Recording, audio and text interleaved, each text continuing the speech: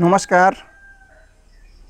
आज हामी ड्र orthographic projection in first angle मेथडद्वारा एउटा पहिलाको भन्दा थोरै भिन्दै अब्जेक्टको हामी भ्यू निकाल्न गइरहेका छौं, जसमा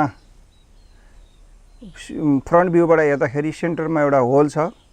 अब यसको डाइमेन्सन छ यहाँ चित्र अनुसार, यहाँबाट यहाँ लम्बाई 60, हाइट 50 र चौडाई 40 भएको र यसको सेन्टर टु सेन्टरमा 60 बाई 50 को सेन्टरमा एउटा 20 mm को एउटा होल छ। अब यसमा हिडन लाइन, सेन्टर लाइनहरु पनि आउँछन्, त्यसैले गर्दाखेरि थोरै ध्यान दिएर हेर्नु होला। अब अर्थोग्राफी प्रोसेसन अनुसार front view, top view, side view निकाल्नलाई पहिला हामीले गरे अनुसार यो सेन्टर लाइन, यो लाइनहरु तान्नु पर्यो। त्यसपछि यसलाई 20 mm को यो बनाउनु पर्यो। सबै यो कामहरु सबै गर्नु पर्यो। अब हामी फ्रन्ट भ्यू निकाल्छौं। फ्रन्ट भ्यूमा के देखिन्छ त? लम्बाई, उचाइ, लम्बाई, उचाइ है।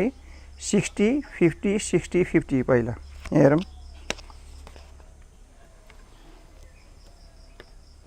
Front view shows length into height, length into height, length into height हैन। अब बीचको सेन्टरमा, बीचमा के छ? एउटा होल छ। कतिको होल छ? 20 mm को होल छ, गोलो। अब यसमा सेन्टर लाइन यहाँ हेरौं। सेन्टर लाइनले आउटलाइनलाई, यो कालो लाइन भनेको चाहिँ ब्ल्याक लाइन चाहिँ आउटलाइन हो, नीलो भनेको सेन्टर लाइन, नीलो रङमा छ। सेन्टर लाइनहरु बनाउनु पर्यो। सेन्टर लाइन बनाउँदाखेरि आउटलाइनलाई क्रस गरेको हुनु पर्यो। त्यसपछि अब हामीले यतापट्टि साइड भ्यू निकाल्छौं, यतापट्टि टप भ्यू निकाल्छौं। अनि अब टप भ्यूमा अब आएका पोजिसन लाइनहरु, हरियो लाइन भनेको पोजिसन लाइनहरु यसरी तल आयो, सबै यतापट्टि दाहिने साइड भ्यूमा पनि गयो। अब आयो, अब फ्रन्ट भ्यू बन्यो। फ्रन्ट भ्यू बनिसकेपछि अब टप भ्यूको पालो आयो। टप भ्यूलाई म थोरै यसरी टिल्ट गर्छु। अहिले टिल्ट गरेर हेर्दाखेरि के देखिन्छ? लम्बाई, चौडाई, लम्बाई, चौडाई हैन। के देखिन्छ रे? लम्बाई र चौडाई शो गर्छ। हेरौँ यहाँ।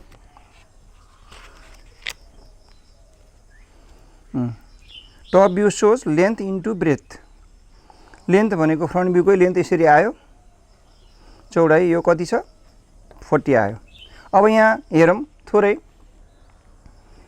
यो सेन्टर लाइन, यहाँ पनि यो सेन्टर लाइन यहाँ पनि आयो। सेन्टर लाइनले आउटलाइनलाई क्रस गरेको छ र यो लामो छोटो छ।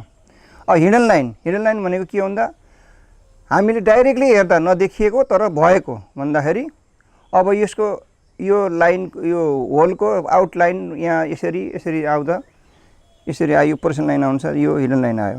हिडन लाइनको काम के हो? हिडन लाइनले के गर्छ? कसरी तान्ने त भन्दा आउटलाइनलाई टच गर्नु पर्यो दुवैतिर र क्रस बाहिर निकाल्न पाइएन।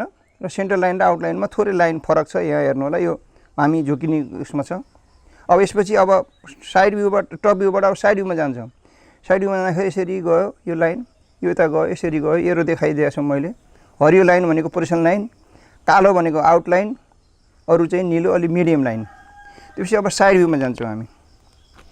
साइड भ्यूमा जाँदाखेरि side view shows breadth into height, breadth into height यसरी। यसलाई यसरी घुमाउँदाखेरि breadth into height देखियो। अब यताबाट गएको। अब यसमा पनि के देखिन्छ त भन्दा सेन्टर लाइन देखियो, यो होलको, र आउटलाइन हिडन लाइन। यसमा टप भ्यूमा बनाए जस्तै गरी यहाँ पनि हिडन लाइनहरु देखाउनु पर्यो। हिडन लाइनले आउटलाइनलाई टच गरेको छ यसरी दुवै राइट साइड लेफ्ट साइडमा, भने सेन्टर लाइनले थोरै क्रस गरेको छ। सेन्टर लाइनको लाइन तान्दाखेरि लामो छोटो लामो गराएर तान्नुपर्छ भने हिडन लाइनहरु सेम डिस्टेन्समा हुनु पर्यो र बीचको ग्याप चाहिँ लाइन भन्दा थोरै कम हुनुपर्छ। यसरी के गरे त भन्दा front view shows length into height, top view shows length into breadth, side view shows breadth into height भयो। अब यसमा के छ? कन्फ्युज हुने कुरा, अलिकति सम्झिनु पर्ने कुरा के हो भने हिडन लाइन र सेन्टर लाइन कसरी तान्ने, कस्तो हुन्छ भन्ने कुरा हो। यसमा मैले धेरै फोकस गरिसकेको छु। यसलाई एकपल्ट राम्ररी दोहोर्याएर तेर्याएर हेर्नु होला। र यसमा नबुझेको कुराहरु फेरि अरु नै यस्तै हिडन लाइन, सेन्टर लाइन भएको अब्जेक्टहरु फेरि पनि हामी बनाउने छौं। यसमा पनि फेरि मैले बृहत रूपमा अथवा प्रष्ट रूपमा फेरि पनि भन्ने छु। धन्यवाद।